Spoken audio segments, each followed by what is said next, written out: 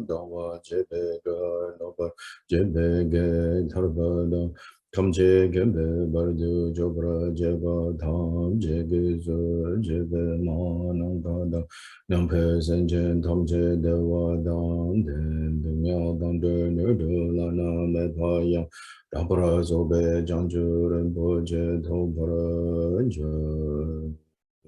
Jedu Sama Gegi Bardu Lunga Yisum Gewala Go Mashi Bardu Lunga Yisum Gewala Go Du Devene Suntene Ma Santa Samgi Bardu Lunga Yisum Gewala Go Sanje Chodan Soge Chonam Chanchu Bardu Dane Gyamsu Je Dake Jinsu Gebe Sonangi Drola Pencher Sanje Drupra Jo Sanje Chodan Soge Chonam Chanchu Bardu Dane Gyamsu Je Dake Jinsu Gebe Sonangi Drola Pencher Sanje Drupra Jo Sanje Chodan Soge Chonam Chanchu Bardu Dane Gyamsu Je Dake Jinsu Gebe Sonangi Dola Pencher Sanje Dobra Ishu Kada Nyampe Senjen Tamche Dewa Dang Dewe Gindan Dembra Gyuji Dunya Dang Dunya Ji Gyudan Dewa Gyuji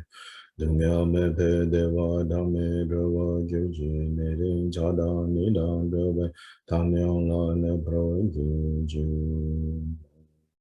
Kadang Yampe Senchen Tamche Dewa Dang Dewe Gindan Dembra Gyuji Dunya Dang Dunya Gi Gyudang Dewa Gyuji Dunya Mepe Dewa Dang Me Dewa Gyuji Niring Chadang Nidang Dewe Tamyang La Nebra Gyuji Kadang Yampe Senchen Tamche Dewa Dang Dewe Gindan Dembra Gyuji Dunya Dang Dunya Gi Gyudang Dewa Gyuji Dunya Mepe Dewa Dang Me Dewa Gyuji Niring Chadang Nidang Dewa Tamyang La Nebra Gyuji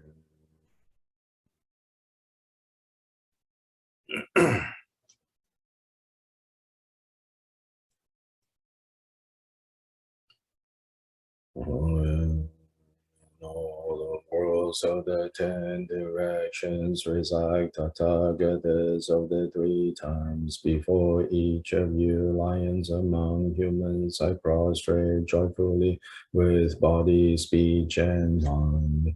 By the power of this aspiration to noble deeds, all conquerors appear vividly in my mind. With as many bodies as there are atoms in all lands, I prostrate to all you conquerors. In each atom, a Buddha as numberless as atoms, all in the midst of the heirs of the Buddhas. Thus I conceive of this Dharma Dhatu as completely filled with you conquerors in this way.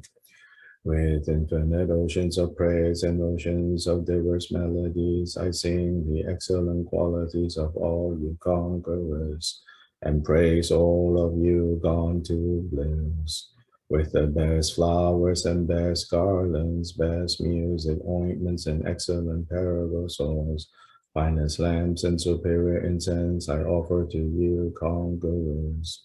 With excellent garments and best fragrances, and sandalwood powder heaped high as Mount Meru.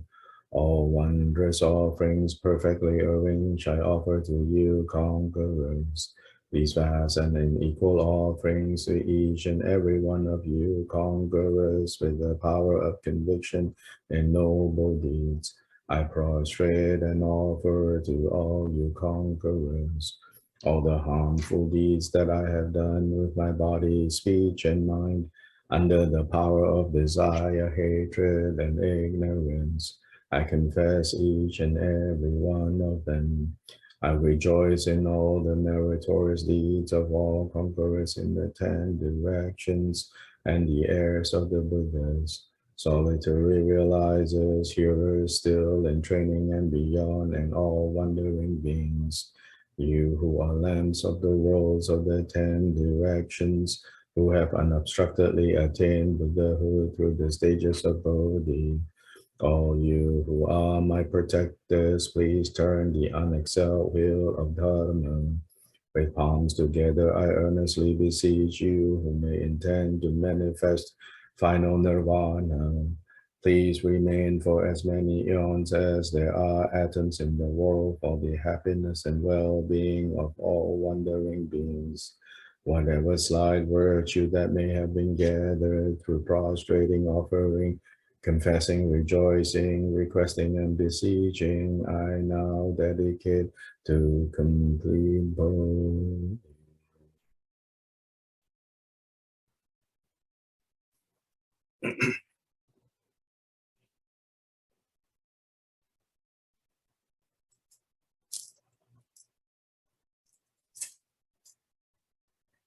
This ground sprinkled with scented waters and strewn with flowers, adorned with the supreme mountains, four continents, sun and moon.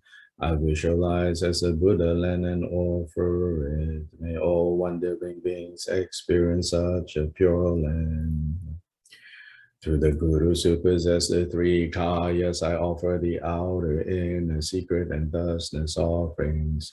With my body, wealth, and all phenomenal existence, please grant the unsurpassed supreme attainment. Whatever slight virtue I may have gathered through prostrating, offering, confessing, rejoicing, requesting, and beseeching, I am now dedicated to complete Bodhi.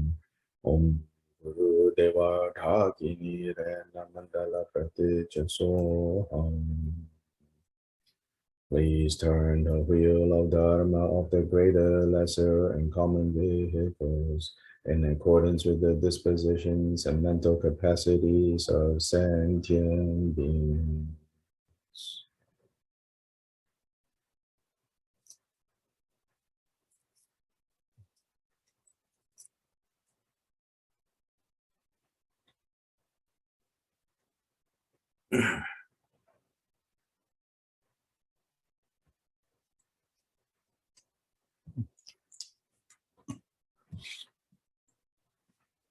Good morning and good evening to everyone, wherever you are. So now we continue again from Bodhicharyavatara.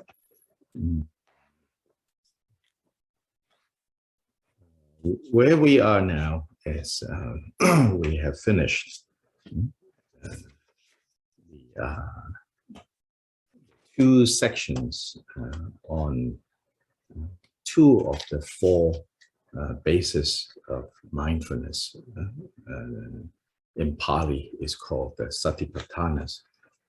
Four of these, what I call here, windows. Windows that we look into in search of, is there any kind of self in this context? This is what Shantideva is principally doing with these four windows, which is to look into these four windows and say, can we find something permanent? So can we find something self-existing? Can we find something that exists in and of itself that we can say, aha, that is me. There you go. Can you find anything real in that way in any of these, when you look into any of these four windows? So we have covered two of the windows and we started the third window, which is the window on mind.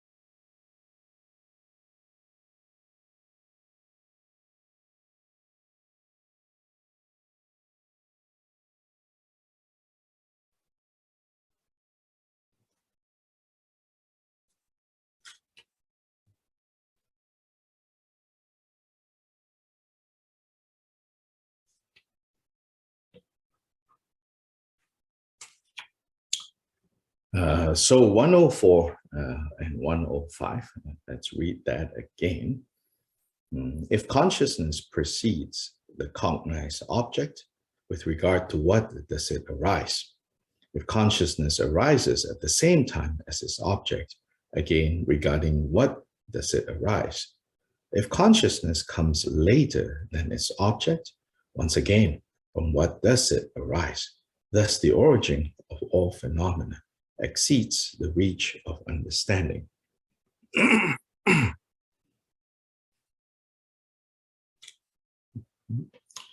So,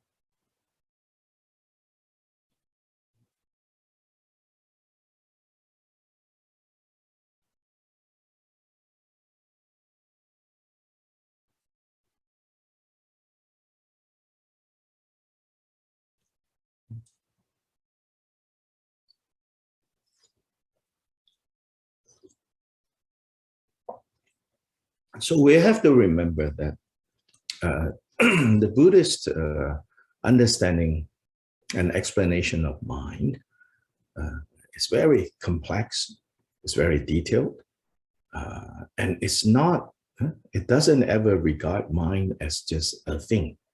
In fact, I think the English language and many other languages, whatever word we use to translate this mind, we more or less have one word. But depending on context, in the Pali and in the Sanskrit, what we simply translate into other languages as mind, there are many choices.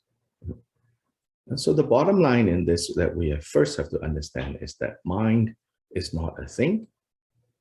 Mind is a process that contains many different, constantly changing and shifting moments that arise and cease so quickly. And sometimes it's said that one moment of consciousness is 1/70th of the part of time it takes for a strong person to snap their fingers. And so the time it takes for a strong enough person to snap their fingers, 1/70th part of that is how long a moment of consciousness, a unit of this mental process lasts. Yeah.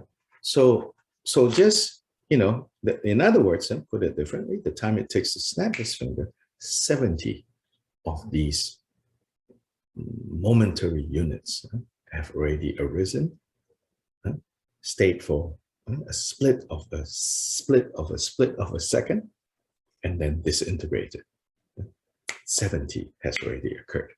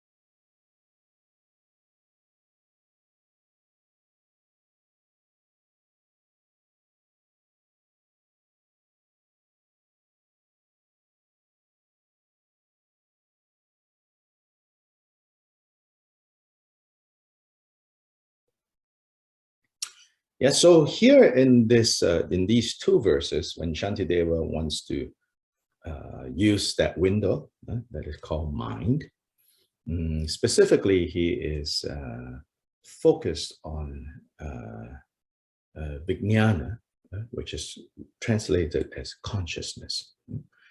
So I think why he chooses consciousness is like, that's like maybe the most obvious, the most active aspect of this process that we call mind, which is the ability of this process to cognize, to be conscious of whatever we are conscious of.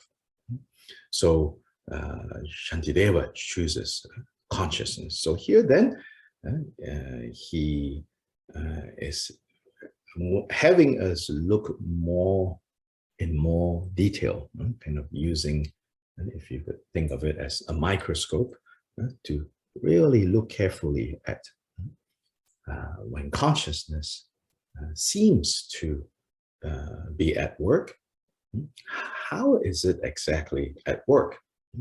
So first of all, to be conscious is to be conscious of something. And so there is a moment where a consciousness is conscious of an object of consciousness. And so these two things have to meet, right? A consciousness, a moment of consciousness, a unit of consciousness appears, right? Then, by definition, this consciousness have to be conscious of an object, such as the eye consciousness needs to be conscious of, to cognize a form. A form. Right? Form is the object of sight consciousness.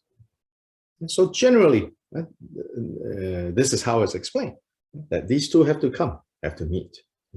So then in 104 and 105, Shantideva is kind of problematizing that and said, okay, the general explanation, of course, he said, we all accept that actually.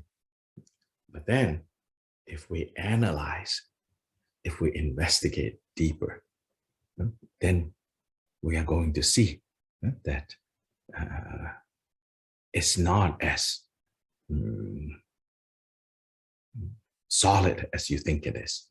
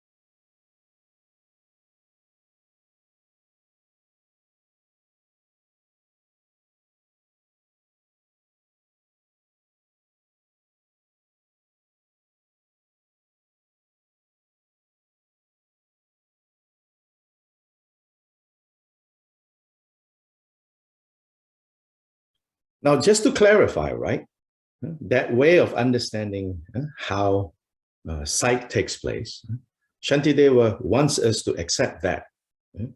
Is here, right, when he problematizes, when he challenges us to look deeper, he is not intending us to like come to some conclusion and say, well, actually, that basic explanation is wrong. Huh? There must be some other explanation. No, no, no. Just to be clear, that basic explanation he assumes, because you have to remember, right? His audience, his fellow monks, fellow students at Nalanda, so they already accept that. So he from that level, it's a good way to understand how sight takes place. Of course, if you're an optometrist, maybe that explanation is not enough. If you're an eye doctor, maybe that explanation is not enough. But, for the purposes of kind of Buddhist psychology, that explanation is like, okay, that is correct. So in 104, in challenging us to look deeper, Shantideva is not undermining, right, the general teachings. Shantideva is, and Buddha, following from Buddha. Not only like Shantideva made this up or Nagarjuna made this up, Elsewhere, Buddha also says, having had that basic understanding, now let's look deeper. Let's go further. Let's go see. Because that basic explanation of how sight, for example, takes place, how we encounter the world,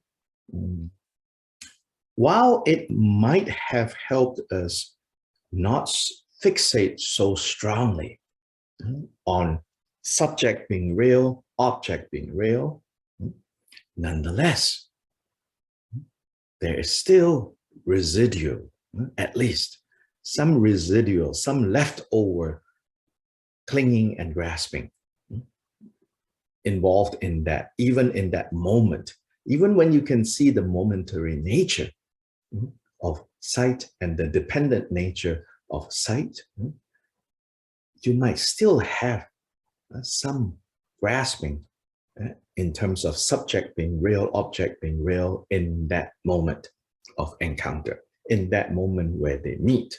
You might still have some subtle grasping there. So here in 104, when you look deeper, Shantideva is, as we say, pulling the rug from under your feet, English expression. That means if you're standing on a rug, right? If somebody suddenly pulls that rug from under your feet, you feel, kind of off. So he's doing that so that you are left without any basis of grasping.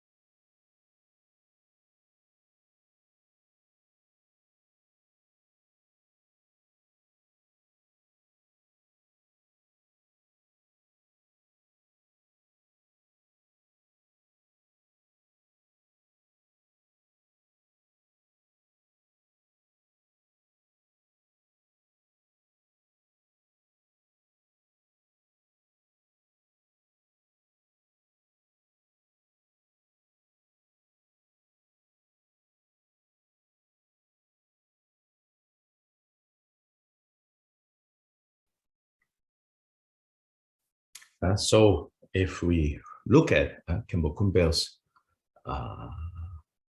unpacking of these two verses, I think it's very helpful. So here, Khenpo Kumbel says, so those of you who have Khenpo Kumbel's book translated into English is page 366. He says, if the mind, and more specifically, let's use the example of visual consciousness.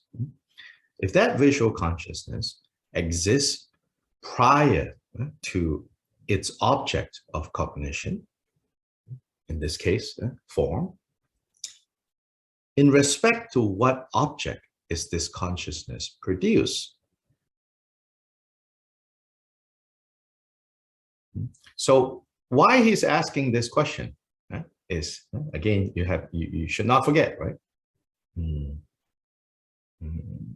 In order for a particular moment of consciousness to even be said to be eye consciousness or nose consciousness or ear consciousness, it has to have an object. What kind of consciousness it is? So consciousness is divided into 6 types, the 5 usual senses and the intellect. So these 6 types. In order for this consciousness to even have the quality, right, of an eye consciousness or ear consciousness, it needs to have an object. So the interdependent nature of this consciousness in part has to do with what object is it cognizing. So if it is cognizing sound, then it cannot be eye consciousness. So that's why Khenpo Kumbel or Shantideva here is raising this issue here in respect, and then Khenpo Kumbel's elaborating in his commentary. He says, in respect of what object is this consciousness produced? Like this consciousness turned up due to what? Due to what object? Due to what object of consciousness? Due to what object of cognition?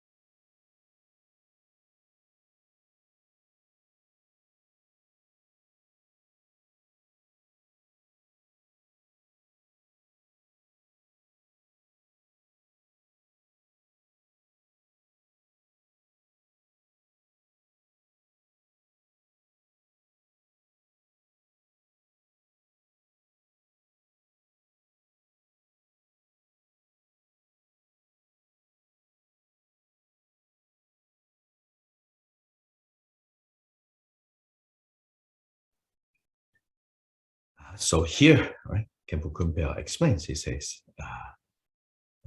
for at the earlier moment, no object has presented itself, with the result that no subject could be generated. So what he is saying here is, we say, or in this basic explanation of how sight takes place, right?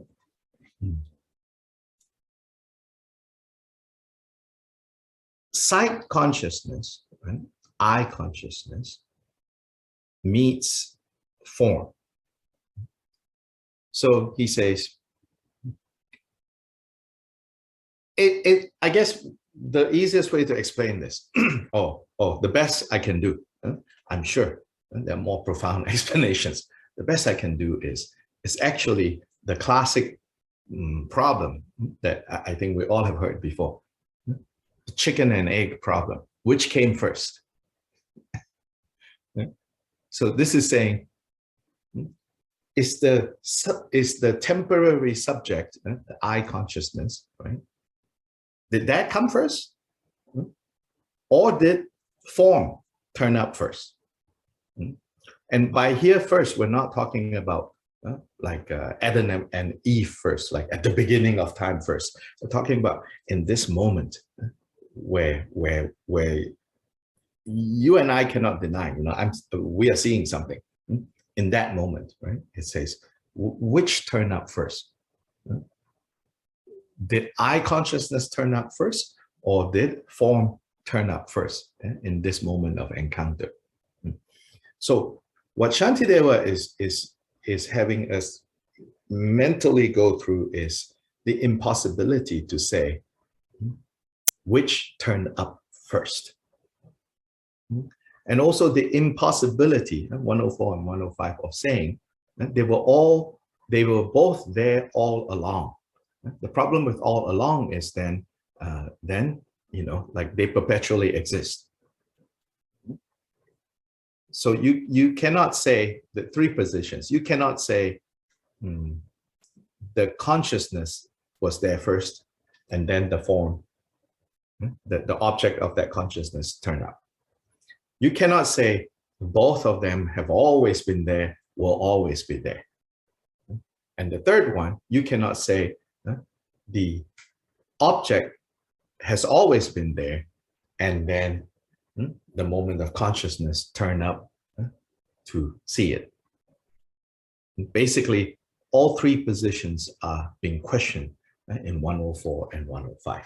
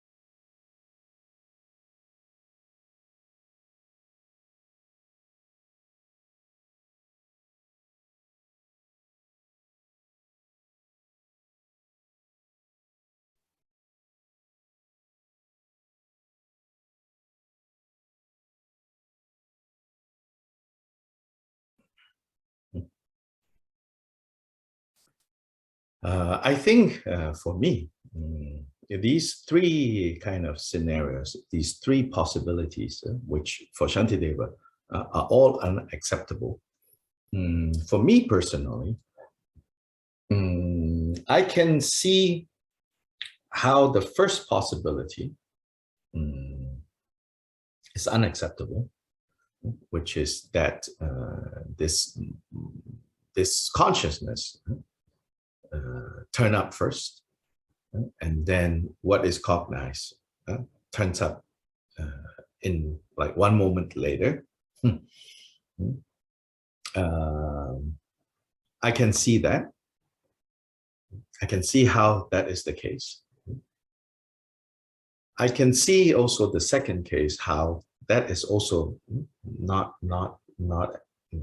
makes no sense, or doesn't hold water, as we say, which is that both are kind of always there, perpetually there.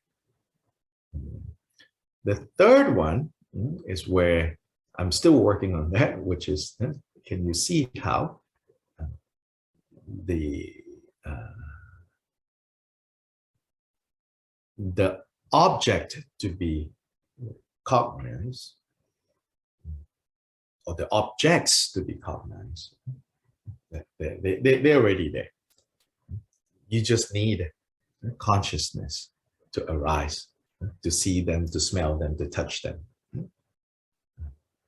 This is as simple as, I think we have all maybe heard of this thought exercise,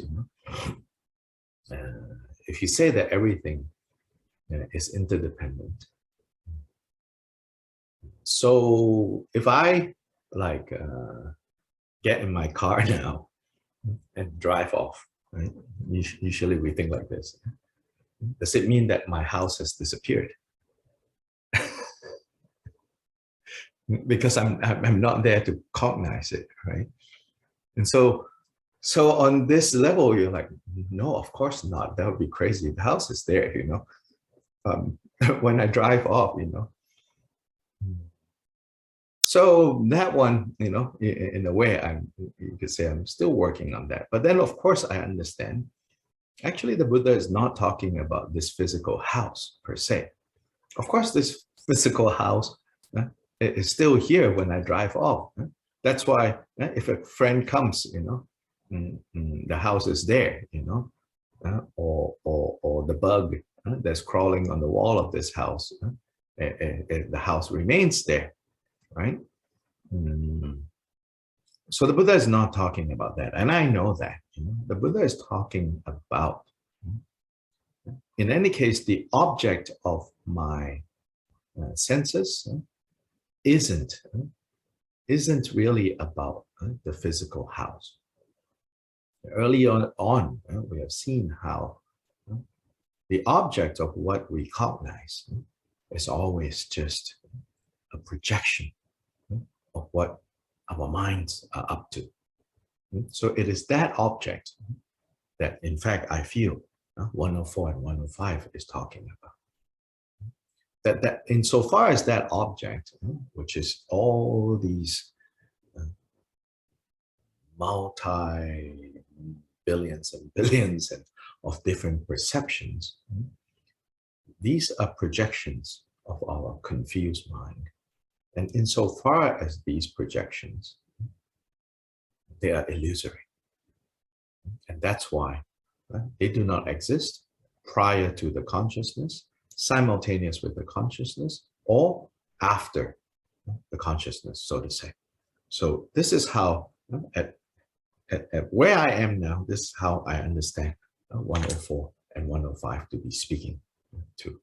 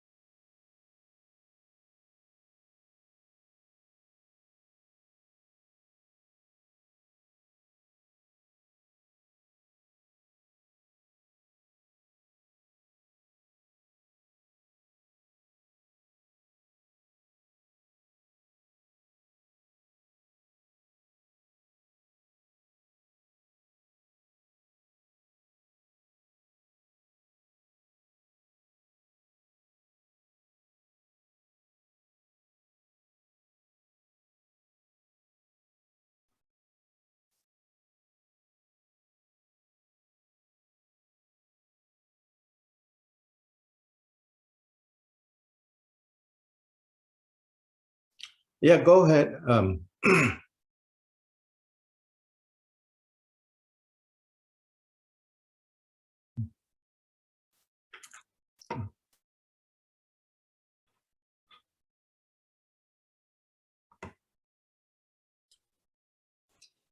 Is it like if we're not seeing the house, if we're seeing the house, it's a projection.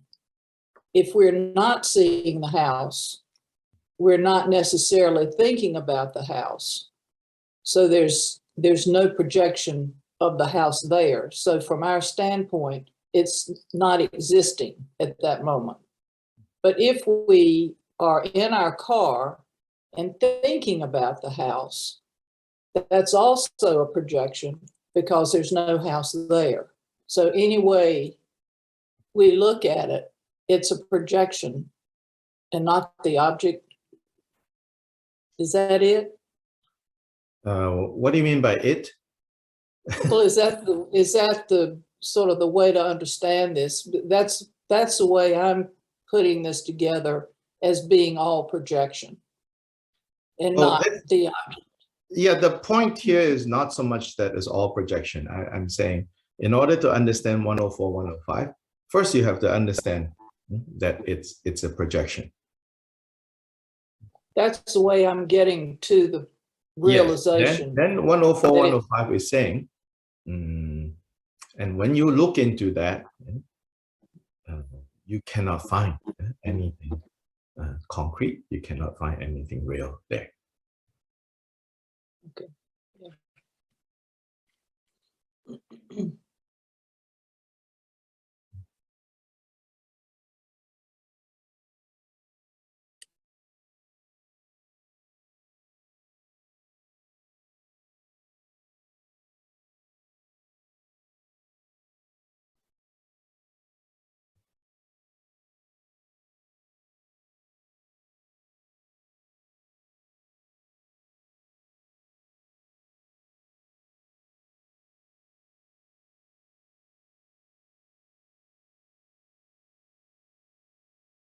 Yeah, so here I'm more reminding everyone, myself included, that, when Buddha talks about, sight, sound, smell, taste, touch, what the eye sees, what the nose smells, remember that he's not a physicist. So that means he's not talking about, right, matter. Remember that he's not an optometrist. So he's not really dealing with sight in ways that an optometrist is concerned about sight. He's not talking about like smells, in a way that I don't know what you call a nose ex-doctor is. And he's not a chemist, so he's not concerned about, he's not primarily, he's not talking about how chemical particles floating in the air, and that's why you smell things. He's not talking about any of those things. He's talking about sight, sound, smell, taste, touch, in as far as how we experience them. And so that which is experienced, he's calling into question the status of those things that we experience.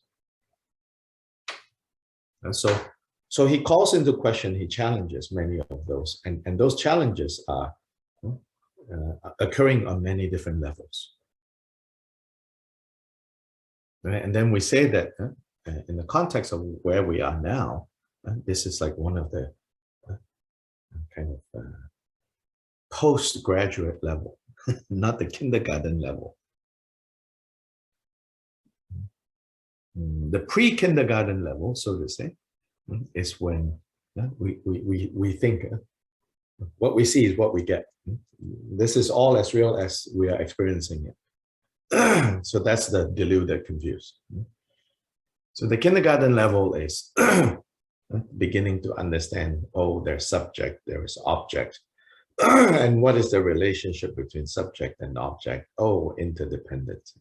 just very general understanding of interdependence. And then you get to next level of your Buddhist education.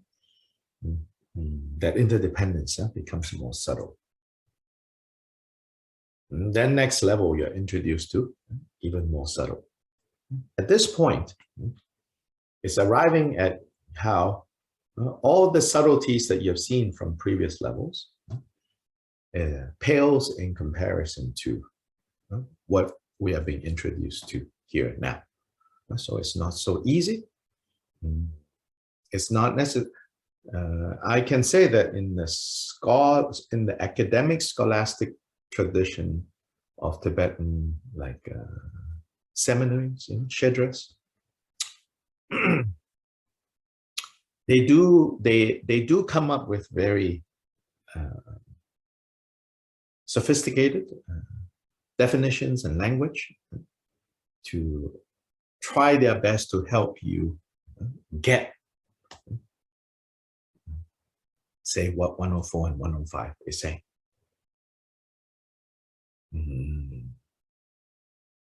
And certainly, you can read up on such materials, and if you have the patience to learn the vocabulary and the definitions used, then it's pretty impressive, pretty kind of convincing and powerful too. But that's not the only way. The other way is to return again and again to just these two verses, for example. And as you progress along with all the other practices, filling your water bowls, blessing your offerings before you offer them, taking them out, doing prostrations,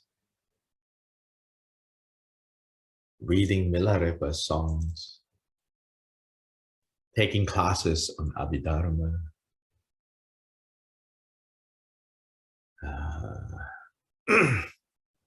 helping others who need our help.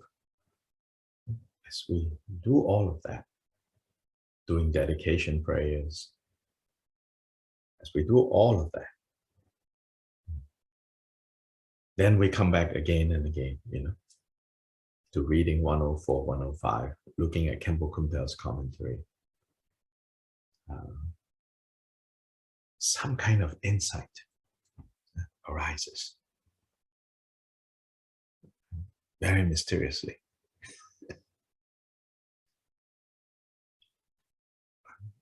So sometimes this is called the path of devotion in that sense. And especially the early Kagyupas emphasize a lot like this,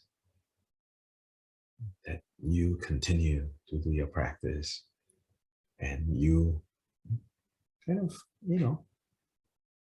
contemplate, mull over, these passages like this. And then as we pacify our 8 worldly concerns, as a concrete reference point, that these, bit by bit kind of becomes, we gain different insights. So what you said, that's a good way, but also know that there will be more to discover. And patience. When you say patience, I don't know if I can afford. Oh no, never mind. I always say, do you have 30 years? And you said, come on, realistically, do I have 30 years? It's like, no, that's not the point. The point is, in your heart, do you have 30 years? Until and unless in your heart you have 30 years. See, you ask an 18-year-old this question, they will similarly tell you no. And they have very good reasons why the answer is no. Just as you will say, I don't have 30 years, the mathematics of this doesn't add up. No, that's not the point. The point is the heart needs to grow to, like, yes, of course I have 30 years for this.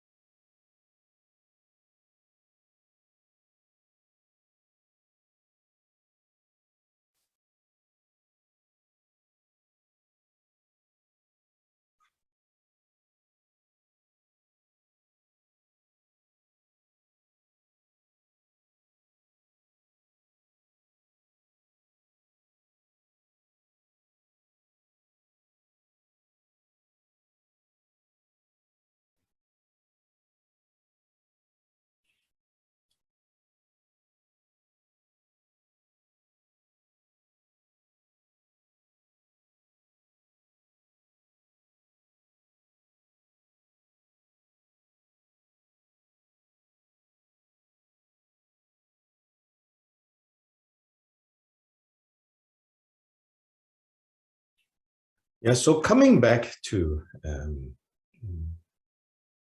more closely looking at what 104 and 105 is saying. So what you see in 104 is it says, if the consciousness precedes the cognized object, next, if consciousness arises at the same time, so that's in 104, then 105, if consciousness comes after the object. So there, then in these three scenarios, Shantideva is saying, how does consciousness, this moment of consciousness, arise? When it's arising, it's dependent on the object. Then the object also, its existence as an object of consciousness is by definition reliant on the consciousness, right? When you call it, that is an object of consciousness. So when that is an object of consciousness, that is not an object of consciousness, right? Whatever that is, because that right now is the object of consciousness. So for it to qualify as an object of consciousness, right, it is dependent on that consciousness.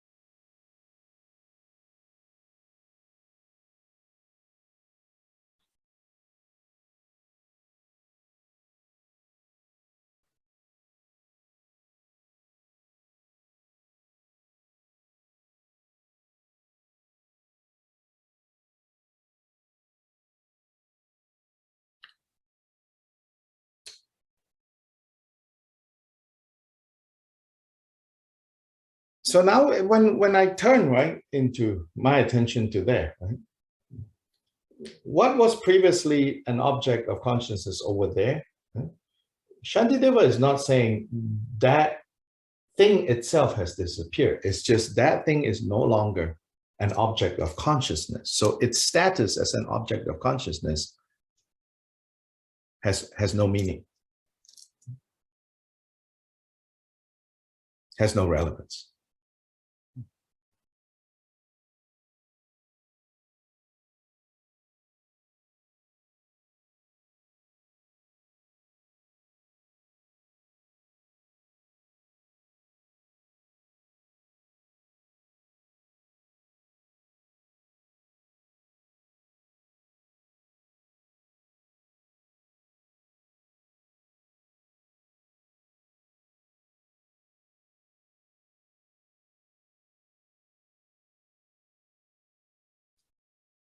Make sense?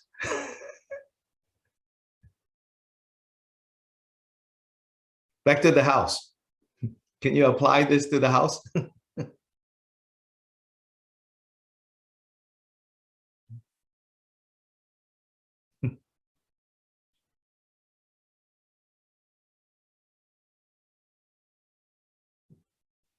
So the key line, right? Thus the origin of all phenomena exceeds the reach of understanding. The last two lines of 105. So there's a sense actually here, I would say, of mystery. But as a footnote, I think the scholastic academic tradition don't like this kind of mysteries. They like to control all understanding. They say, oh, actually, no, this means, 1.1.1.12, I will tell you what it means. At the level of explanation of 1.1.12 and 1.1.13 and 1.1.14, I will explain all of this, But here, I think we should not, I don't know. Let's just say, you can see how Shantideva kind of at the end of this section on mind, right? The impossibility of finding any self, the impossibility of finding anything that can serve legitimately as a basis for grasping. Here he ends this section and says, thus, the origin of all phenomena. And here again, when he says the origin of all phenomena, he's not talking like the Christian Bible or the Muslim Quran talks about, how God, long time ago. When other spiritual traditions talk about origins, they're talking about, based on what I understand them to be saying, they're talking about 7,000 years ago, according to some people, 7 billion years ago, or 700 million years ago, when God created everything, right? In Buddhism, actually, whenever you see the word origin,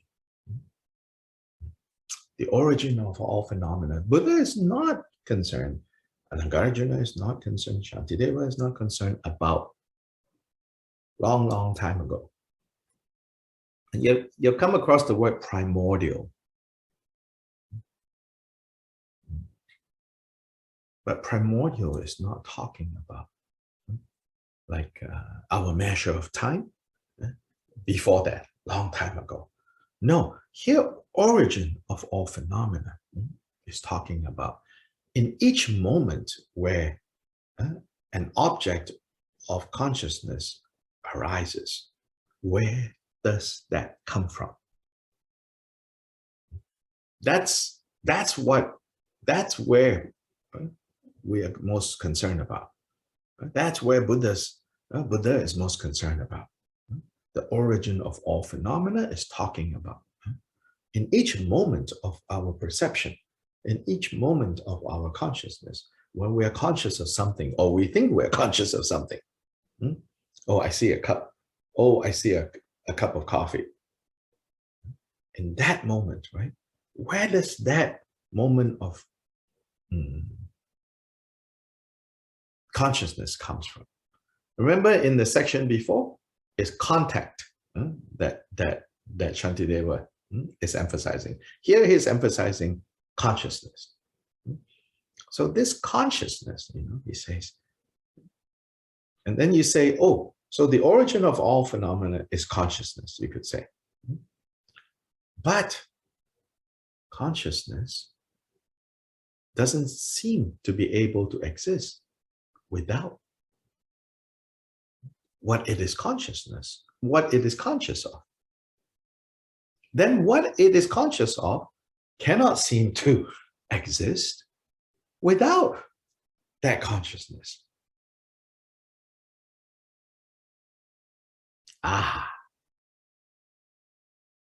This exceeds the reach of understanding.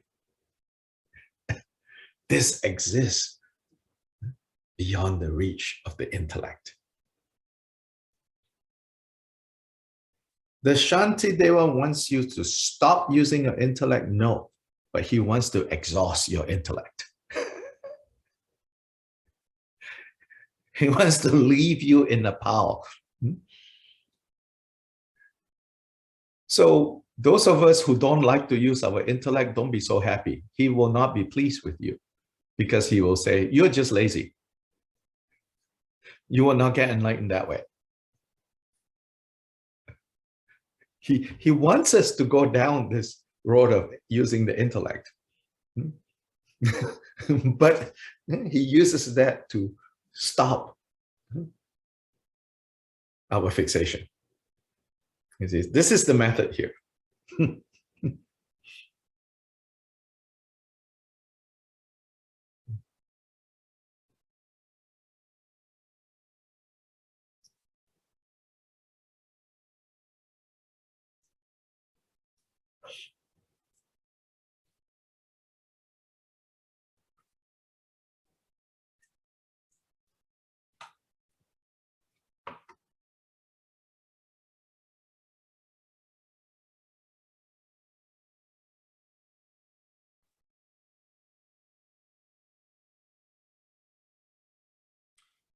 Ah,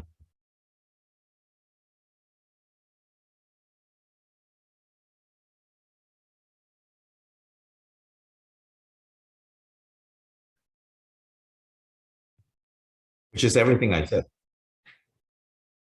Oh.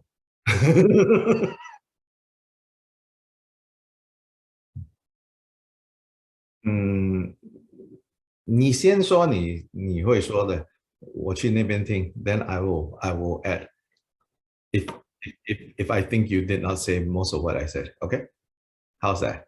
Yeah, because I don't remember already what I said when, you know. That's the truth.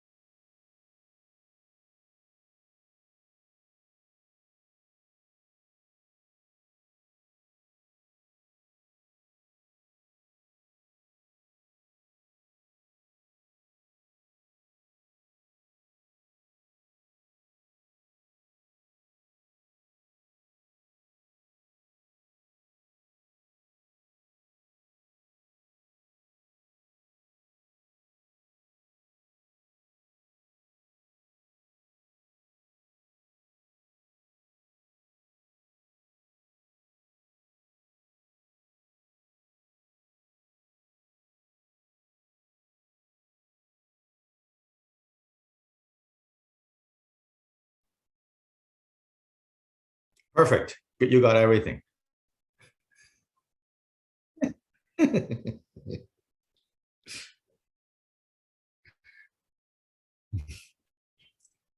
Yeah, so So especially in this chapter on wisdom, it needs to agitate us. It needs to like annoy us. Like, why are you talking like this? Why are you making this point?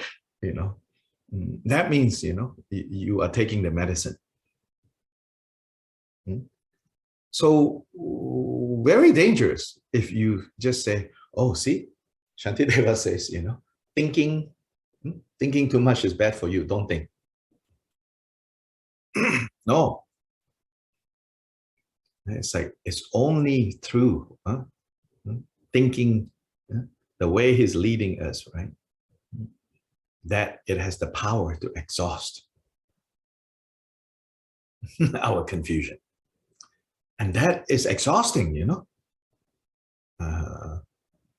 So in other contexts, we say, right, purification, and sometimes, then we have physical illness that seems to come up more. And then those of us who are more faith-oriented, we say, oh, this is purification, Well, likewise, something like in this chapter,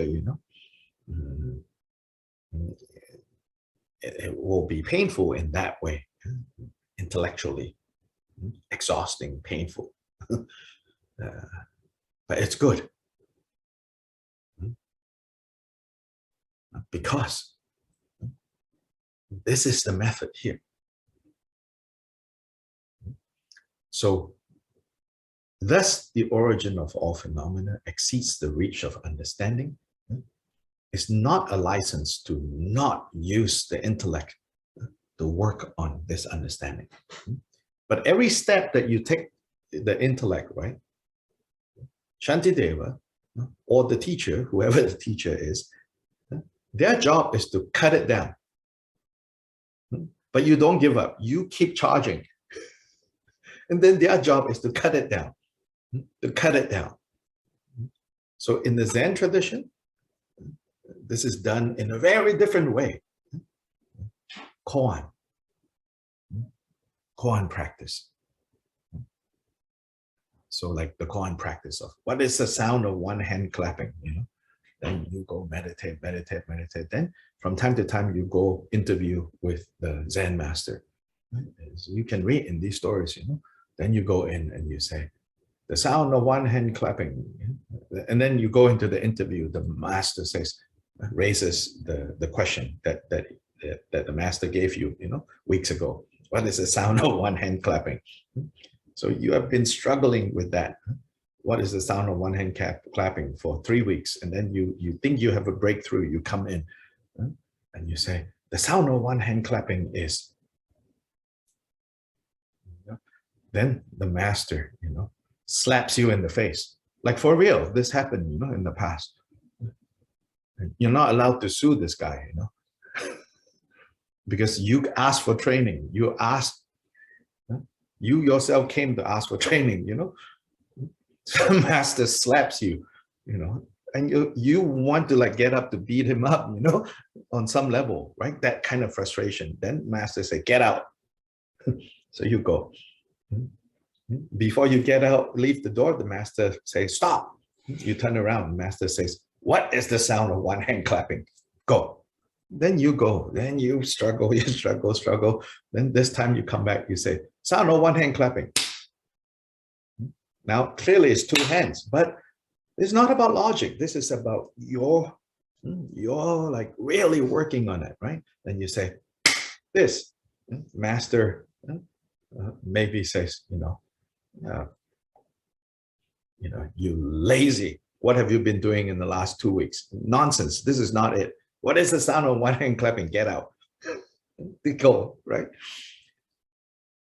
So this seemingly kind of crazy Zen method.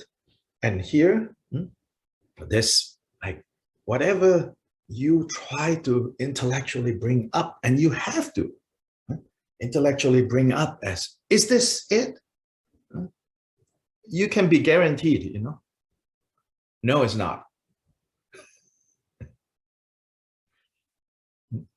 So this kind of like wisdom bullying, so to say, is quite mild compared to the Zen type. But you have to marshal up all the tricks that you can to try to get it, to try to answer it. But it's no, no, no. It will not work if at the start you say, oh, it's all no. And then you just sit there. It will not work.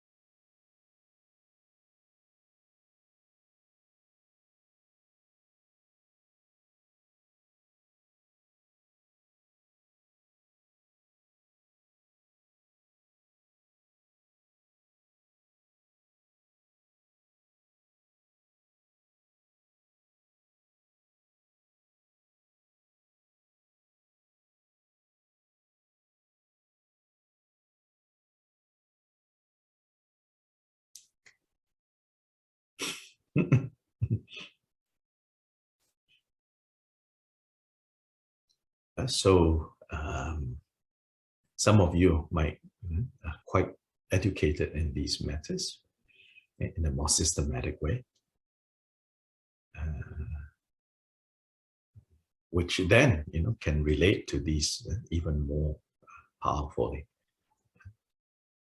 Those of you who have done the more formal studies, for example, knowing all these things like there's the 4 tenet systems, then within the fourth, the highest, the fourth one is called the middle way, Madhyamaka.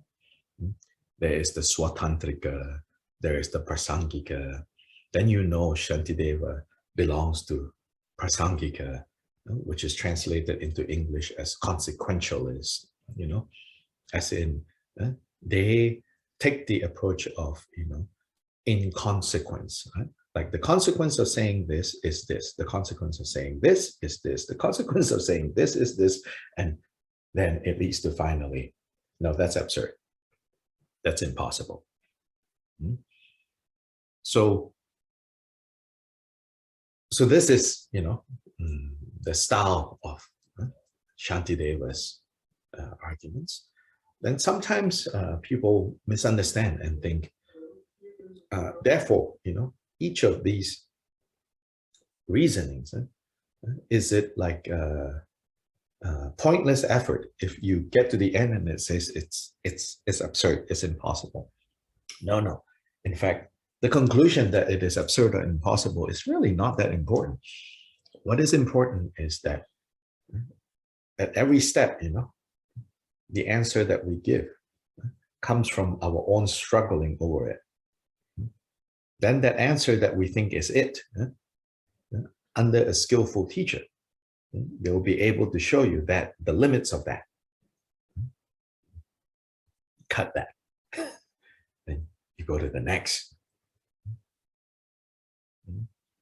Cut that. You go to the next.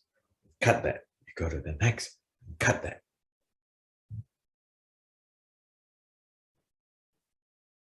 This is the purification, the equivalent of purification.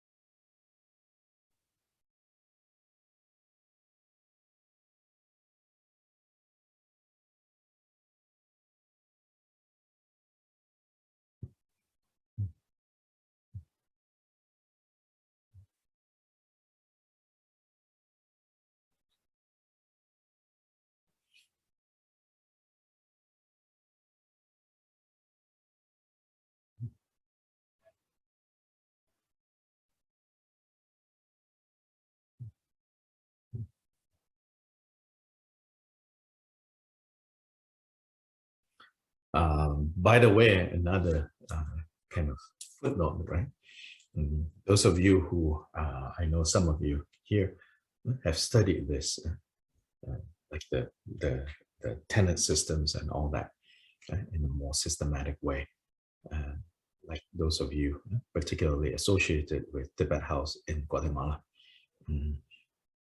Just to be clear, I think all of that is really very helpful and should contribute to you now hearing these teachings, because you have that basis, and you're getting for sure a lot more out of this, because you know now, like the other side of what is going on here, how that cutting happens. So if you don't have, so conversely, if you don't have a little bit of that background, you're not actually getting the full weight of what Shantideva is cutting here.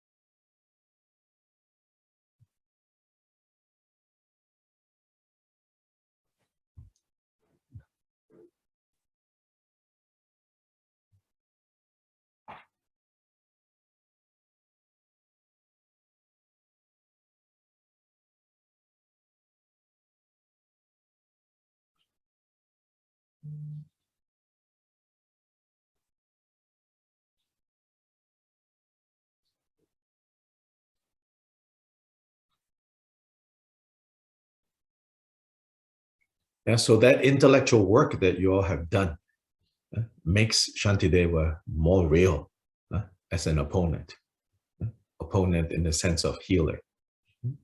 If you don't have that intellectual background, right now, Shantideva is more like a robot, with a sword going like this. Then you have to like kind of move around to make sure that the sword, when it comes down, is cutting the right thing. If you don't have the intellectual background to this, then instead of like, Shantideva being like a real, you are actually rushing to the knife and trying to position yourself in the right position to cut the right thing. But if you have like that intellectual background, then Shantideva now becomes like a real, a real opponent in a good sense.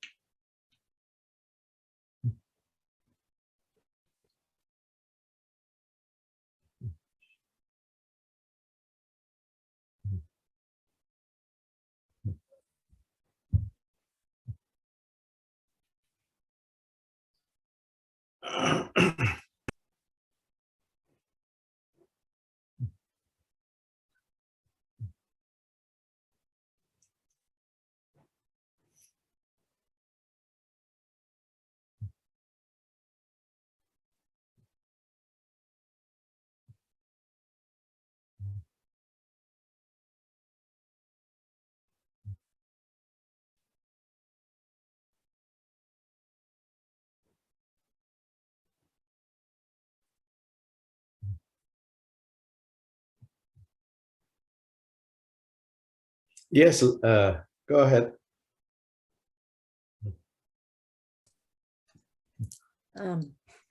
Yeah.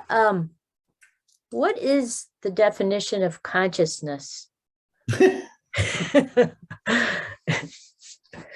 mean, it's basic, but it's. Why does it matter? So I want to know that.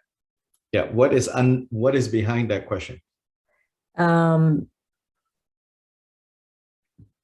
I guess it feels like there's some kind of, and this is where you're poking holes in reality, but it feels like there's some kind of wisdom or something that is there. It's just, what is it? And of course, we're poking holes in all this, but it's just, yeah, I don't know. Wow. Yeah, I have to ask, like, why does it matter? Because it's such a big topic, right? Yeah. Yeah, I guess we just use the word consciousness so much, and I'm just wondering. Yeah, that's like, you know, another 100 classes on what is consciousness. Uh-huh. All that matters here is like, in this context, right, is falling under the third of those four windows, Okay. right? And all that matters here is talking about that, the process of how we encounter the world, right? All four windows is about how we encounter the world, right? We encounter the world with the body. Mhm. Then we encounter the world on a more subtle level, with feelings, sensations, Mhm. pleasurable, painful, neutral. That's the second window. Mhm. The third window here is called mind. So it's like taking an even closer look at the mechanics of how we encounter the world. Mhm. And here, Shantideva has no time to lay out all the things. And also his audience are already educated on that. Right. Yeah. So then for our purposes, all we need to know is the definition of consciousness here is consciousness, to be conscious of something. Consciousness is to be conscious of something. So the Okay. interdependent nature of the consciousness and the object of consciousness. Okay. And it's within that context that Shantideva is poking holes. Okay. Then your question, what is consciousness? Well, Okay. so that's when, you know, Buddha was saying that was pointless. Like, why do you even need to know? Like in the abstract, what is consciousness? It's not a question that the Buddha is really interested in answering, to tell the truth, you know. Yeah. Doesn't mean that you don't have a right to be curious about, you know. Yes, but Buddha has no interest in answering that question because it's in the abstract. So the scientists, you know, might ask this question, right? And good for them, you know. Okay. Thank you. Yeah.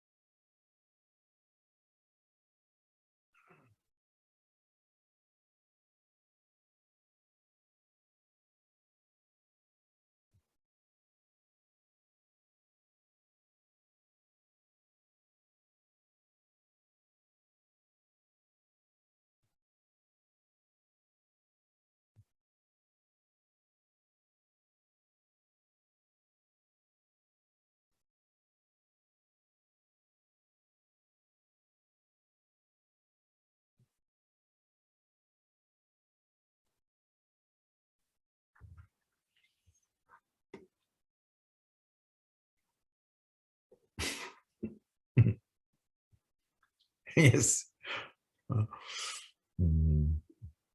You you all, you know, should keep asking. Don't want to force you to ask, but you should not be afraid to ask. But because when you ask, then some of Shantideva's cutting can happen. If you don't ask, everything will be very nice. Everything will be very comfortable. Then nothing gets done,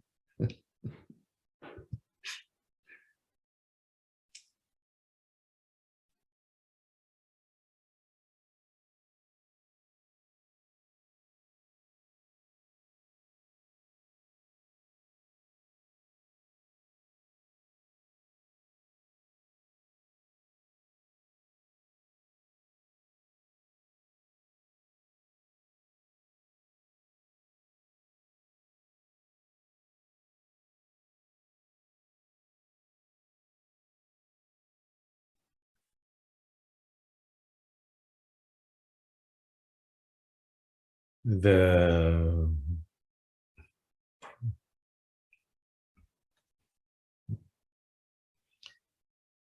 fourth window of phenomena is also covered in 104 and 105, because 104 and 105 is essentially covering two of those bases of mindfulness, which is mind and phenomena. So phenomena here is already treated in terms of the object that is cognized, the object of sight. What is its status? So here already in a single kind of single stroke, a single strike, 104 and 105, Shantideva also shows that dharmas, phenomena, also don't exist the way we think they exist. So go ahead, and then I will read Khenpo Kumpel's final words on this section.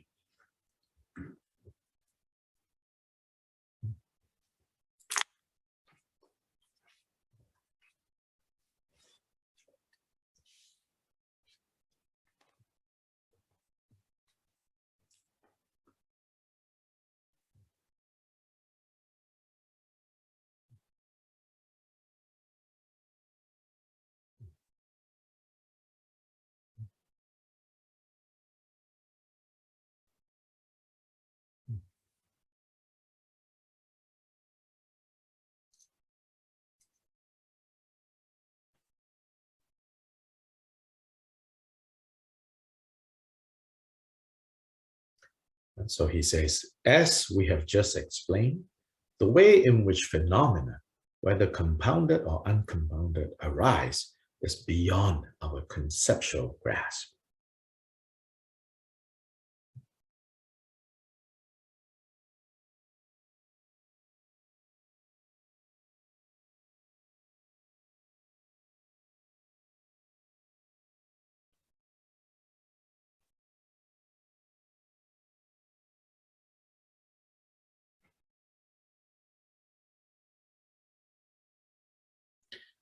And so this beyond our conceptual grasp, there are two ways to relate to this phrase, beyond conceptual grasp. I think there are two levels that we should be aware of.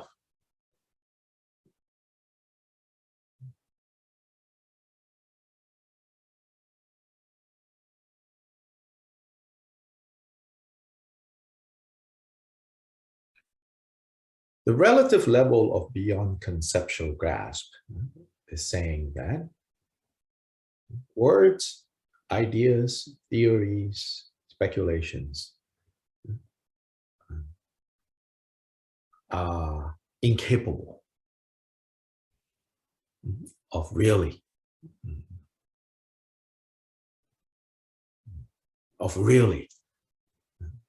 understanding this truth.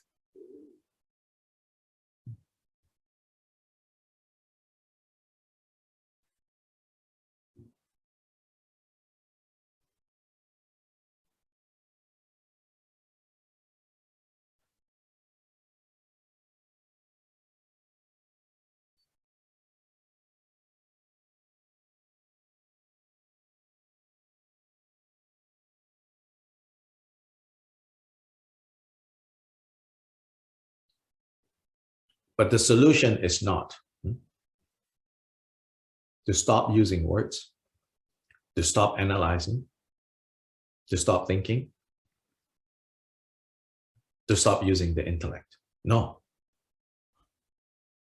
Then you would just remain ignorant. That's all.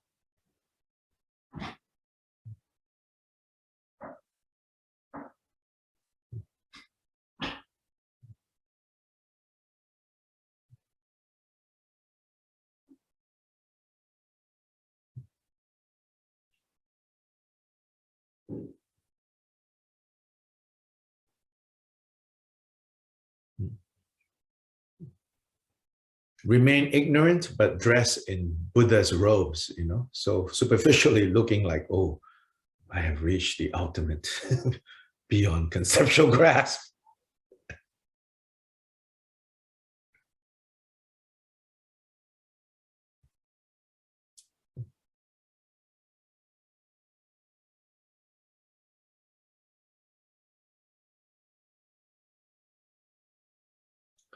Then there's the ultimate level beyond conceptual grasp.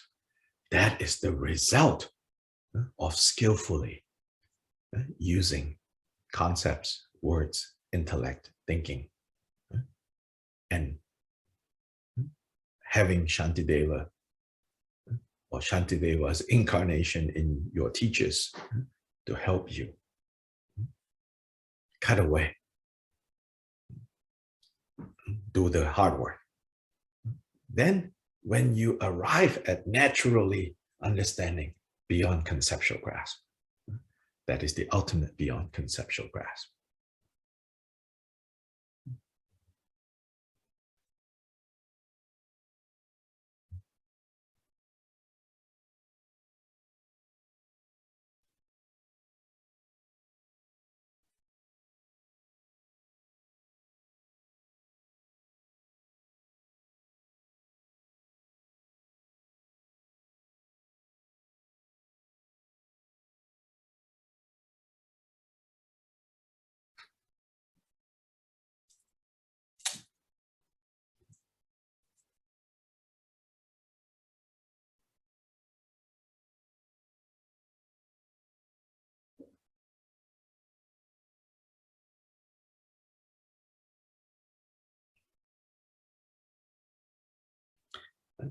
Campbell Kumbel continues, phenomena do not come into being before, after, or simultaneously with their cause.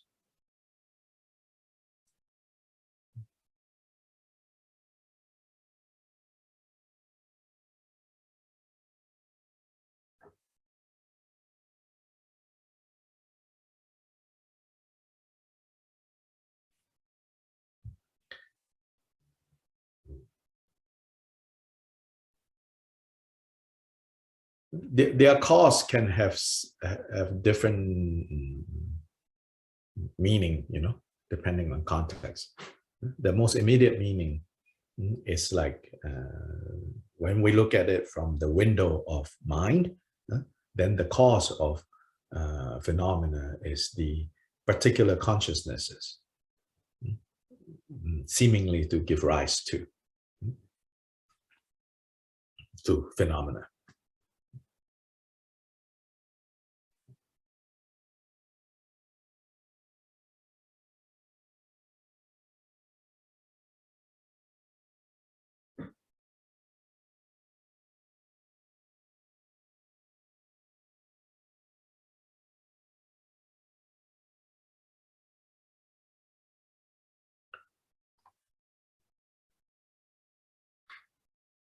Then it says here, they do not arise from themselves, nor from something other than themselves, nor from a combination of both, themselves and other than themselves, nor from neither.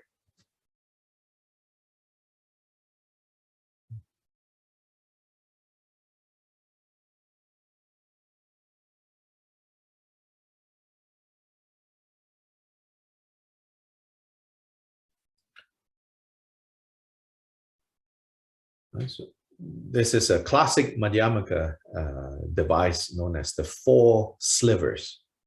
like the four really sharp knives of considering how things don't arise from themselves, things don't arise from that which is other than themselves, things also don't arise from a combination of those two, and things cannot arise from nothing whatsoever.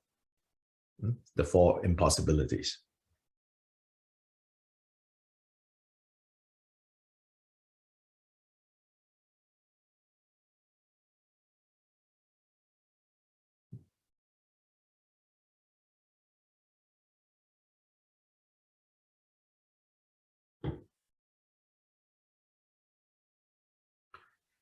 They are without origin, and what is without origin can therefore be without cessation. They are unarisen, and if they are unarisen, if they are birthless, then they are also deathless.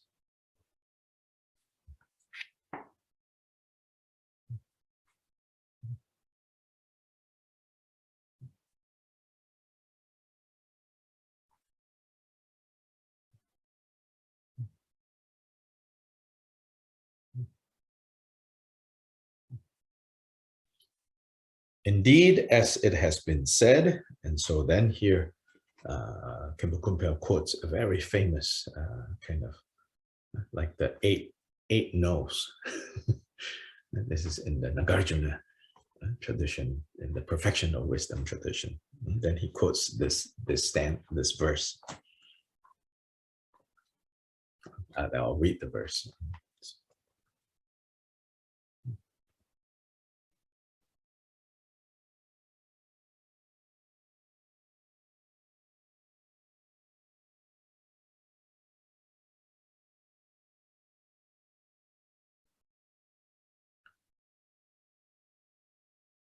Which is that all phenomena do not cease to be and do not come to be, the first two.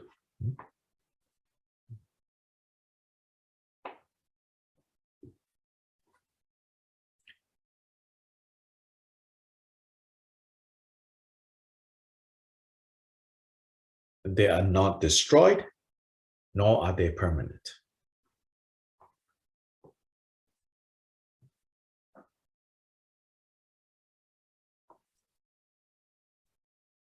They do not come, they do not go.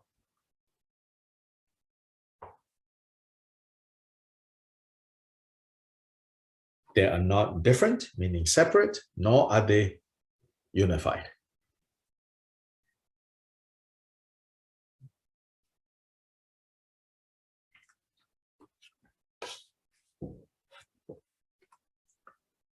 When you first hear something like this, right?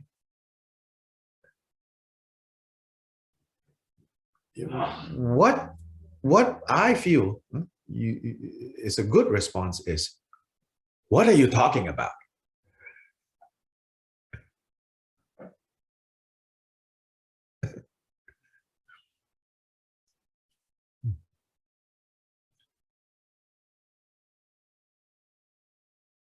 It is possible that a good response is when you hear this, you go, oh, yes. But there is a possibility that is a good response. But in most cases, that response, I think, it's a lazy response. Oh, yes, everything is just empty.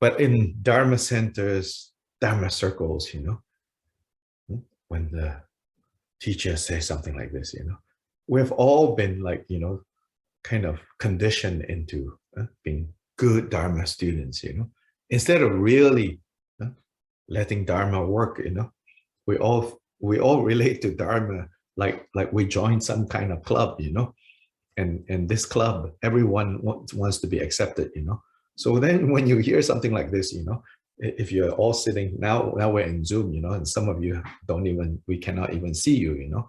But if we could see everyone, you know, then the equivalent is like everyone go, yes, yes, a little bit slight nod, you know, yes, yes. But that's not, in most cases, you know, that's not, you didn't get it. So in fact, if you got it, you know, you will be like, what are you talking about? What do you mean? This ain't no. Ah, that means, you know, something is starting to work. I got my second booster shot, you know. It's ironic. It's kind of like a conundrum, right? Before you get the shot, you know, you're like, the side effects, eesh, I don't know. Do I want to take it, you know? And then when you don't have the side effects, you're like, wait, is it working or not working? Did they take, you know, a vial of, you know, that is expired? That's why there's nothing going on, you know? So Dharma has to be like this, this shots, you know, like, you know, you put it in there to cause things to go, you know, then you know it's working. Dharma is not a tranquilizer.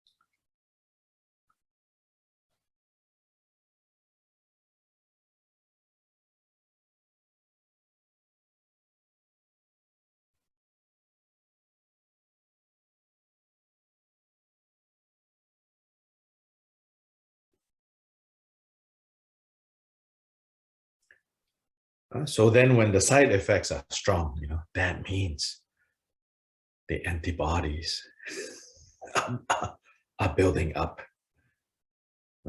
So same with Dharma, you know. It gets in there, you know, and then you get so annoyed when you go to the teacher said, oh, very good. Very good that you are all, you know, stirred up now. Wonderful. You're like, ah.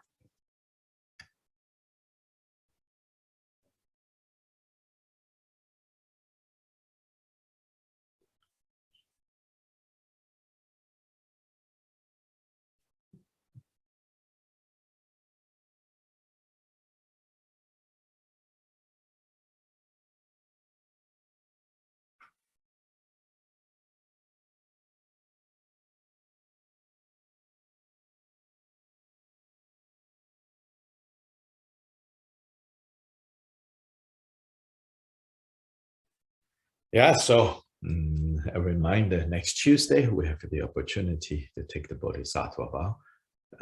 Kenjin Rinpoche will facilitate this. And of course, it will be translated, but it's simultaneous translation into Spanish, Chinese. Now, also Russian, I think. And so we don't know how many people will participate. So those of you who have been doing Bodhicharyavatara, I would recommend you log on earlier in case the limit exceeds. But on the other hand, the truth is also I don't think it will exceed because it's kind of sad, but so many people involved in Tibetan Buddhism, you know, they think, oh, Bodhisattva vow, yeah, whatever, you know. There are more profound things to do, like this deity and that deity.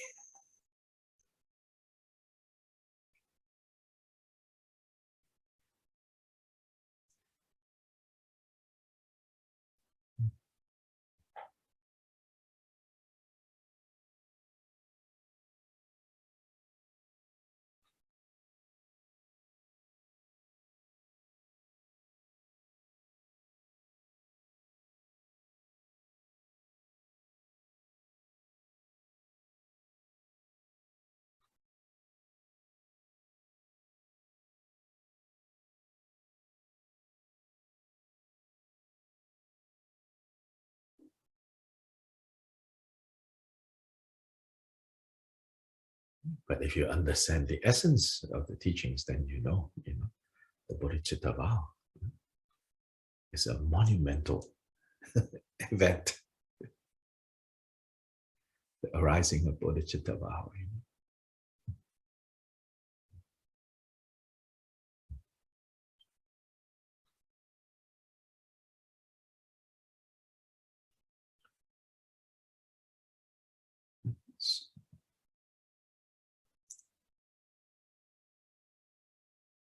So the ceremony has the power to ignite the actual arising of bodhicitta.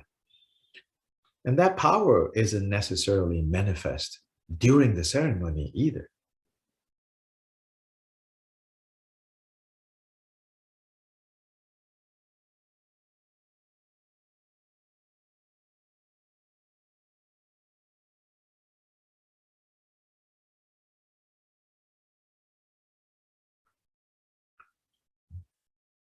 For example, the great master Atisha, his main successor in Tibet was a layman, an upasaka, a layman who lived and appeared like a layperson, but kept, all the vows, including the celibacy vow, everything. But for some reasons, he never became a monk himself. This is called Dromtompa. So Dromtompa had a great disciple who did become a monk. I forgot the name of this disciple already. And this disciple became a great master himself. And this great master, when he was telling about his Dharma past, his biography, he said that it was only 20 years or so after his becoming of a monk that one day during his meditation, he declared, he said, today, finally, I'm a monk. 20 years later. And he says, this is all due to the kindness of the layman, Dromtompa, my guru. So there's a couple of kind of inconsistency in his statement, but that's the power of that statement, which is 20 years after his ordination as a monk. He says, today, I have become a true monk. Because the name Bhikshu in Sanskrit, monk, is the one who have slayed, who have killed the robbers. So that means the day that he destroyed his kleshas, the day he finally achieved the result of that ordination, he says, today I'm a true monk. Then the other inconsistency is his guru as a layperson, even though it's a manifest, his guru is Adramtumpa is said to be manifestation of Avalokiteshvara. Even as a layperson, not allowed to give monastic, and no power to give monastic vow, to someone. But he says it's through the kindness of that guru that now he has become a true monk.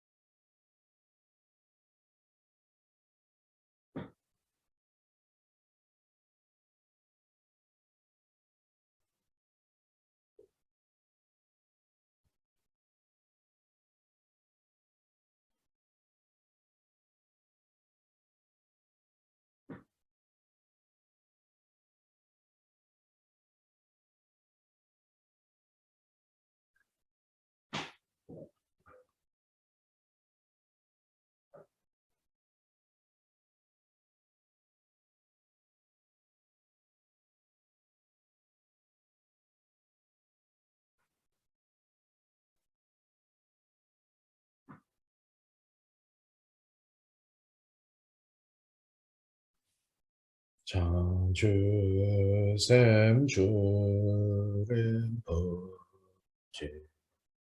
Ma Ge Pa Na Ge Gu Che Ge Ba Ya Pa Be Hong Gong Ne Gu Del Wa Shu.